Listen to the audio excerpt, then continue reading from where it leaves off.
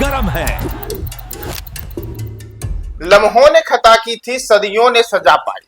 कुछ यही हालत है अशोक महतो का। वही अशोक महतो जो एक दौर में यह भी कहने से नहीं चूके कि भूरा बाल साफ करो। वही अशोक महतो जिनको लालू यादव ने जदयू के सबसे बड़े नेता ललन सिंह के खिलाफ चुनाव मैदान में उतारने के लिए लोकसभा का टिकट उनकी पत्नी को दे दिया, लेकिन अब स्थिति है कि उनका बरबोलापन उन्हें ले डूबा है और अशोक महतो के लिए अब तेजस्वी के दरवाजे बंद हो चुके हैं। तो आखिर जो अशोक महतो एक समय में लालू यादव के, तेजस्वी के काफी प्यारे दुलारे नजर आते थे, अचानक से अशोक महतो के लिए ऐसा क्या हो गया कि उनके लिए तेजस्वी ने अपने दरवाजा बंद कर लिया। तो न्यूज फाउंडेशन के विशेष कार्यक्रम चर्चा गरम है में आज हम जानेंगे कि अशोक महतो कैसे तेजस्वी यादव और राजद के लिए नासूर किस्म के बनते जा रहे हैं और उसके बाद क्यों तेजस्वी ने उनकी दूर से दूरी बनाई है। तो इन तमाम मुद्दों पर चर्चा करने के लिए मेरे साथ है मेरे सहयोगी धीरेन्द्र, मैं हूं प्रियदर्शन।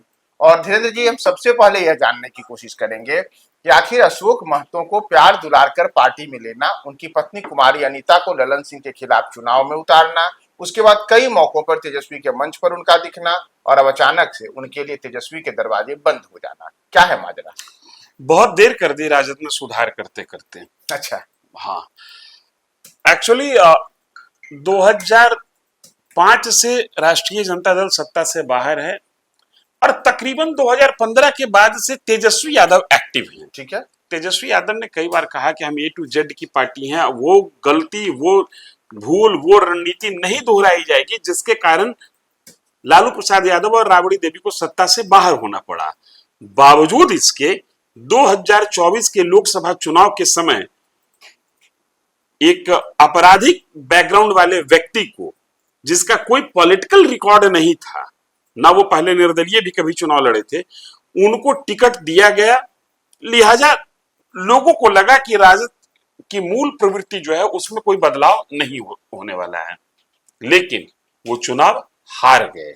मैसेज क्लियर था कि जनता ऐसे लोगों को अब पसंद नहीं कर रही है।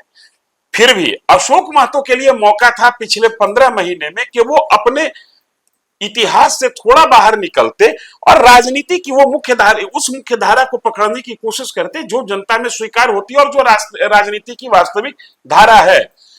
जिस शब्द का, जिस डायलॉग का दंश पिछले 35 साल से राजद भुगत रही है, भूरा बाल साफ करो, वो डायलॉग अशोक महतो दे बैठे 18वीं विधानसभा चुनाव के चुनाव प्रचार के दरमियान कहीं बोल गए। अब तेजस्वी यादव कह रहे हैं कि हम सबका साथ सबका विकास करेंगे, हम ए टू जेड की पार्टी हैं, हम किसी के साथ। कल उन्होंने एक प्रेस कॉन्फ्रेंस किया, उसमें उन्होंने एक शब्द दिया, सामाजिक न्याय के साथ आर्थिक न्याय। इसके पहले तक आरजेडी सामाजिक न्याय की बात करती थी, अब वो आर्थिक न्याय की भी बात करने लगे। कहने का मतलब यह है कि तेजस्वी यादव जो समग्रता में राजनीति करने की कोशिश कर रहे हैं, अभी तक की चर्चा के मुताबिक तेजस्वी यादव की पार्टी पहली बार भूरा बाल में, जो सबसे कट्टर दुश्मन एक दूसरे के रहे, राजद और भूरा बाल में एक कम्युनिटी भूमिहार, उनके लिए कहा जा रहा है कि डबल डिजिट में तेजस्वी यादव टिकट देने जा रहे हैं। और आप ऐसे मौके पर भूरा बाल को याद कर रहे हैं तो जाहिर सी बात है कि आपने कहां क्या बोला, किस संदर्भ में बोला, इससे तेजस्वी यादव को कोई लेना देना नहीं है। तेजस्वी यादव इस बात को कंसीडर कर रहे हैं कि आपके एक स्टेटमेंट ने, आपके एक साइटेशन ने, आपके एक कोटेशन ने तेजस्वी यादव के पूरे पहल पर पलीता लगा दिया, लिहाजा सजा मिल गई आपको। अपने दर्शकों को भी हम दिखा रहे हैं कि कैसे जो ये आपका वीडियो देख रहे हैं, इस वीडियो में अशोक महतो हैं जिन्होंने कहीं गुलाबी रंग की एक कमीज पहन रखी है और ये जो जगह है यह तेजस्वी यादव का आवास है। यह गुरुवार शाम की तस्वीर है जब वो तेजस्वी यादव के घर में प्रवेश करने के लिए वहां गए थे। तो बताया जा रहा है कि वो उनको यह उम्मीद थी कि उनको वहां एंट्री मिलेगी, लेकिन कहते हैं ना, बड़े बेआबरू होकर तेरे कूचे से हम निकले। तो बड़े बेआबरू कर करके वहां से अशोक महतो को वापस उल्टा जाना पड़ा। उनके साथ जो लोग आए थे वह भी काफी बुझे बुझे चेहरे के साथ चले गए। और यहाँ धीरेन्द्र जी, मैं आपको एक बात बताऊं कि पिछले दिनों ही हम लोगों की बात हुई थी, कार्तिक मास्टर हैं जो एमएलसी हैं हाँ। राष्ट्रीय जनता दल से। जब नीतीश कुमार के साथ तेजस्वी ने सरकार बिहार में बनाई थी, उस दौरान उनको मंत्री पद की शपथ भी दिलाई गई थी और पार्टी के भूमिहार चेहरे के तौर पर कार्तिक मास्टर मौजूदा समय में तेजस्वी के लिए एक ऐसी छवि के रूप में है जो लगातार उनके लिए बैटिंग कर हाँ, वो एक एसेट है जी भूमिहार कम्युनिटी के लिए। उनको सचिव जैसा कुछ पद भी पार्टी ने, महासचिव जैसा कोई पद दे रखा है। तो हमने उनसे पूछा था कि एक और अशोक महतो जैसे लोग भूरा बाल साफ करो की बात करते हैं, दूसरी ओर तेजस्वी हो चाहे खुद कार्तिक मास्टर हो, आप लोग कहते हैं सबका साथ सबका विकास का जो नारा एक तरीके से भाजपा का रहा है, तो वैसा ही दूसरा नारा हमारा है कि A to Z का हम कल्याण की बात करते हैं। तो कैसे होगा, एक और भूरा बाल एक और ये। तो उन्होंने साफ कहा था कि ऐसे लोगों को लेकर के तेजस्वी यादव कभी भी कोई समझौता नहीं करेंगे और उनको सजा मिलेगी। आज हम सबने देखा है कि कैसे उनको उनके दरवाजे से लौटना पड़ा है। तो जिस बात को आप कह रहे थे कि 35 साल से लालू यादव दंश झेल रहे हैं, लालू यादव बार बार इस बात से इनकार करते रहे हैं कि उन्होंने कभी ऐसा कहा था कि भूरा बाल साफ करो, लेकिन ऐसे उनके बारे में चर्चा उन पर चिपका दिया गया। तो अब जो है तेजस्वी यादव को अशोक महतो का बयान से कितना नुकसान हुआ है और अब अशोक महतो को बाहर करने से क्या फायदा हो सकता है? मैं एक बात और बता रहा हूं, क्या फायदा हो सकता है। ये तो एक बहुत बड़ा फायदा होगा, न सिर्फ भूमिहारों में बल्कि भूरा बाल, भूमिहार, राजपूत, ब्राह्मण और कास्ट है। ये कास्ट मतलब ला से लाला और कास्ट एक ही जाति होती है। इन चारों के बीच में ये मैसेज कुछ हद तक तो जरूर जाएगा कि राजद अपनी पुरानी पॉलिटिकल लाइन से बाहर आना चाहती है और बाहर आने के प्रयास में है। अब मौका है उन जाति विशेषज्ञों की वो भी राजद के साथ घुलने मिलने की कोशिश करें, एक बात। दूसरी बात है, अशोक महतो प्रकरण आए थे तेरे दीद को बेदीद हो चले, चौखट से लौट गए, खाली हाथ लौटे हैं। ये चेतावनी है अतरी के विधायक के लिए भी, क्योंकि उनकी सभा में भी भूरा बाल साफ करो का नारा लगा था और विधायक जी मुस्कुरा रहे थे। मुन्ना यादव है उनके, ये चेतावनी है मुन्ना यादव के लिए भी, जिन्होंने मीडिया में खुलेआम कहा कि अब सवर्णों के लिए राजनीति में कोई जगह नहीं है, जाति विशेष का नाम ले रहे थे। लिहाजा जो एक से जो मैसेज गया है वो मैसेज इतना व्यापक है कि अब तो मुन्ना यादव और अतरी विधायक जैसे नेता, अतरी के जो वर्तमान के विधायक हैं, उनकी कपकपी छूट रही होगी कि हो सकता है उनको तो टिकट मिलना था। वो अशोक महतो टिकट लेने गए थे, सिटिंग में नहीं है वो, ना एमएलए हैं ना एमपी हैं, ये लोग एमएलए हैं। लिहाजा संभावना इस बात की प्रबल है कि Tejashwi Yadav A to Z की पॉलिटिक्स की पॉलिसी के तहत अतरी के वर्तमान विधायक और मुन्ना यादव मुजफ्फरपुर की किसी कंस्टिट्यूएंसी से हैं, उनका भी टिकट काट सकते हैं, क्योंकि इनको अपने पुराने उस दाग से छुटकारा लेना है जिस दाग के कारण पिछले 20 साल से सत्ता से बेदखल हैं और पिछले 35 साल से नारा से बेदखल हैं। सार्वजनिक नारा, सर्व स्वीकार्य नारा ये नहीं गढ़ पा रहे हैं, क्योंकि जैसे ही ये A to Z की बात करते हैं, कहीं ना कहीं से पीछे से आवाज आता है कि आप ही के शासनकाल में, आपके पिताजी के शासनकाल में नारा गूंजा था भूरा बाल साफ करो। लिहाजा इस नारा से मुक्ति, इस विचारधारा से मुक्ति का ये प्रथम और प्रखर प्रयास होता हुआ दिख रहा है, जब गुरुवार की शाम अशोक महतो जो कि किसी जमाने में हिस्ट्री शीटर रहे, जिन पर नरसंहार का आरोप रहा, जेल से सजा काटने के बाद बरी होकर आए हैं, पत्नी को चुनाव लड़ाए थे मुंगेर लोकसभा क्षेत्र से राजीव रंजन सिंह उर्फ ललन सिंह के खिलाफ, उनको दरवाजे से लौटा दिया गया। ये अपने आप में तेजस्वी यादव जो 180 डिग्री पर राजद की राजनीति को घुमाना चाह रहे थे, उस घुमाने के प्रयास का ये प्रखर संकेत है। अच्छा, अशोक महतो की अगर हम बात करें तो अशोक महतो के एक दौर में लालू यादव नहीं थे, तो और आप याद कीजिए तो अचानक से अशोक महतो ने एक महिला से शादी की थी। उसके पहले तक उनका विवाह नहीं हुआ था।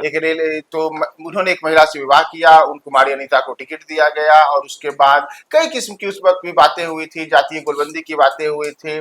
यहाँ तक कहा गया था कि अशोक महतो और उनकी पत्नी कुमारी अनीता ने मुंगेर संसदीय क्षेत्र के जो 6 विधानसभा के इलाके आते हैं, उसमें उन इलाकों में चुनाव प्रचार भी नहीं किया जहां यही भूरा बाल रहता है, यानी कि भूमिहार, राजपूत, ब्राह्मण और कायस्थ यानी कि लाला लोग की आबादी रहे, वहां वो वोट मांगने तक नहीं गए। तो क्या इससे तेजस्वी यादव को यह महसूस हुआ कि इससे न केवल मुंगेर बल्कि पूरे बिहार में कई सीटों पर उनको नुकसान पहुंच सकता है। तेजस्वी और लालू यादव को लोकसभा चुनाव के प्रचार के दौरान ही इस बात का एहसास हो गया था कि मैंने विशुद्ध एक नॉन पॉलिटिकल आदमी को पॉलिटिकल बैटल में उस दिग्गज के खिलाफ उतार दिया जो दिग्गज बिहार की राजनीति का चाणक्य माना जा रहा है। भाई ये तो हमने तो यहां तक ये देखा है और ये सुना है कि लोग विरोधी दल जो उनके विरोध में जो उम्मीदवार होते हैं उनके घर तक में प्रचार करने जाते हैं और वोट मांगने जाते हैं और इस उम्मीद में जाते हैं कि भाई कैंडिडेट मेरे विरोध में हो सकता है कि कैंडिडेट का परिवार मेरे पक्ष में होगा। लेकिन नफरत की हद देखिए अशोक महतो की कि ये उन इलाकों में मुंगेर लोकसभा क्षेत्र से चुनाव लड़ने के दरमियान वोट मांगने भी नहीं गए जिन इलाकों में सवर्ण मतदाता रहते थे या जिन इलाकों में भूमिहार मतदाता रहते थे, जिन गांवों में भूमिहार बहुलता थी। तो ये जो इनका नफरती अंदाज था, इनको शायद समझ में आ रहा होगा कि मैं जो कर रहा हूं ये तेजस्वी यादव और लालू प्रसाद यादव के दिमाग नोटिस में नहीं जा रहा है। लेकिन बड़ा नेता बड़ा नजर रखता है, उनके नजर में तमाम चीजें होती हैं। और कल शाम गुरुवार की शाम इनको अपने करनी के परिणाम का अंदाजा लग गया होगा। कहां दावा यह किया जा रहा था कि मोकामा से चुनाव लड़ जाएंगे, वारसलीगंज से चुनाव लड़, जितने विधानसभा क्षेत्र में ये दावा कर रहे थे कि चुनाव लड़ जाएंगे और जहां जहां से इनकी संभावना बन रही थी उन तमाम संभावनाओं पर मैं तो ये नहीं कहूंगा कि पानी फेर दिया गया, मैं तो ये कहूंगा कि सो गंगा नदी की धारा उधर मोड़ दी गई जिसमें ये बह के अरब निकल चुके हैं। कुल मिलाकर मुझे ऐसा लगता है कि अशोक महतो की राजनीतिक पारी जो उन्होंने बुढ़ापे में शादी की इस बात को लेकर कि पत्नी के माध्यम से हमें राजनीति करेंगे, ये परवान चढ़ने के पहले ही स्वाहा हो गया। तो स्वाहा हुआ है या नहीं हुआ यह तो खैर अलग विषय है। लेकिन एक और बात की चर्चा पूरे बिहार में हो रही है कि तेजस्वी यादव बार बार इस ओर बड़ा दिल दिखाने की बात कर रहे हैं कि हम इस बार खासकर भूमिहारों को लेकर के सीट देंगे, डबल डिजिट में सीट देंगे, और भी कई किस्म के दावे और बातें की जा रही हैं। उसके बाद अशोक महतो का प्रकरण, तो क्या इसका बड़ा असर राष्ट्रीय जनता दल के चुनाव के प्रदर्शन पर भी पड़ेगा? बिल्कुल पढ़ना तो चाहिए। ये इसलिए बड़ा दिल दिखाएंगे उनके लिए। मैं यही कहने जा रहा हूं, जिन कंस्टिट्यूएंसीज की चर्चा हो रही है, जहां जहां पर वो प्रयोगात्मक एक नई पॉलिटिक्स करने की कोशिश कर रहे हैं, उन कंस्टिट्यूएंसीज जो ग्राउंड रिपोर्ट निकल कर आ रहा है उस रिपोर्ट के मुताबिक तेजस्वी यादव के लिए उन खास कंस्टिट्यूएंसी से उत्साहजनक रिजल्ट रहेगा। और मैं पूरे दावे के साथ कह रहा हूं कि अगर जो वो 10 सीट देने की बात कर रहे हैं तो यकीनन 5 से 7 सीट विधानसभा के अंदर जीत के रूप में देखी जाएगी। हाँ, 2-3 सीटें हार भी सकते हैं, इसमें कोई दो मत नहीं। क्योंकि जो दूसरा पक्ष है, जो भूमिहार समाज है, उस समाज के अंदर से भी ये आवाज आ रही है कि वर्षों की ये राजनीतिक दूरी, वर्षों की ये राजनीतिक दुश्मनी समाप्त होनी चाहिए। जब तेजस्वी यादव ने बड़ा दिल दिखाया है तो उधर से भी बड़ा दिल दिखाने की बात हो रही है। जो रिपोर्ट आ रही है, ये रिपोर्ट वोट में कितना तब्दील होगा इसकी गारंटी मैं नहीं ले रहा हूं, लेकिन एज ऑफ नाउ, आज की तारीख में अगर चुनाव हो तो इसके सकारात्मक परिणाम आएंगे, ऐसे संकेत ग्राउंड से मिल रहे हैं। तो आगे आने वाले दिनों में यह सबसे बड़ा विषय रहेगा कि बिहार की सियासत में अब तेजस्वी यादव किन किन लोगों को टिकट देते हैं। उसमें स्वाभाविक है, बिहार की राजनीति बिना जाति की चर्चा किए होती नहीं है, तो किन किन जातियों को टिकट देते हैं, उनकी संख्या कितनी रहती है। और उसमें सबसे बड़ा सवाल है कि अशोक महतो ही नहीं बल्कि अशोक महतो के कंधे पर सवार होकर कई ऐसे लोग जो उनके सहारे अब टिकट लेने की कोशिश करते थे। लेकिन एक प्रश्न और रह गया भूराबाद पर, अशोक महतो पर तो कार्रवाई होती हुई दिख रही है। ये मैं गारंटी के साथ नहीं कह रहा हूं कि उनको टिकट नहीं मिलेगा। दरवाजा से लौट जाने का मतलब ये नहीं कि टिकट नहीं मिला, हो सकता है दरवाजा से, लेकिन मैसेज बहुत सख्त है। कुछ कार्रवाई, कुछ बात तो मंगनी लाल मंडल को लेकर भी होनी चाहिए। परोक्ष रूप से अपने पहले ही संबोधन में जब इनको प्रदेश अध्यक्ष बनाया गया, इन्होंने भूरा बाल की चर्चा कर दी थी। इस शब्द को किसी भी तरीके से कोट किया जाए, ध्वनि वही निकलती है जिसमें राजद के प्रति नफरत की बात होती है, एक वर्ग विशेष, एक जाति विशेष नहीं, एक वर्ग विशेष के बीच में। तो ये दिलचस्प है कि अशोक महतो के माध्यम से क्या मंगनी लाल मंडल जैसे वरीय नेताओं को भी कुछ मैसेज देना चाहते हैं, या ये सिर्फ दिखावा है? लिस्ट आने दीजिए, हकीकत समझ में आ जाएगा। वो एक कहते हैं ना कि जिंदगी में कुछ ऐसे भी मंजर हमने देखे हैं, दोस्तों से दूरी और दुश्मनों से गले लगते देखे हैं। तो तेजस्वी ने दोस्त अशोक महतो से तो दूरी बना ली है, और अब वो किन किन दुश्मनों को गले लगा करके अपने लिए सत्ता की सीढ़ी तक पहुंचते हैं, यह भी आगे आने वाले समय में देखना काफी दिलचस्प होगा। तो न्यूज फॉर नेशन के चर्चा गर्म है कि विशेष कार्यक्रम में लगातार आप बने रहें, हम बिहार की सियासत सहित तमाम मुद्दों को टटोलकर आपके पास पहुंचाते रहेंगे। बने रहें न्यूज फॉर नेशन के साथ।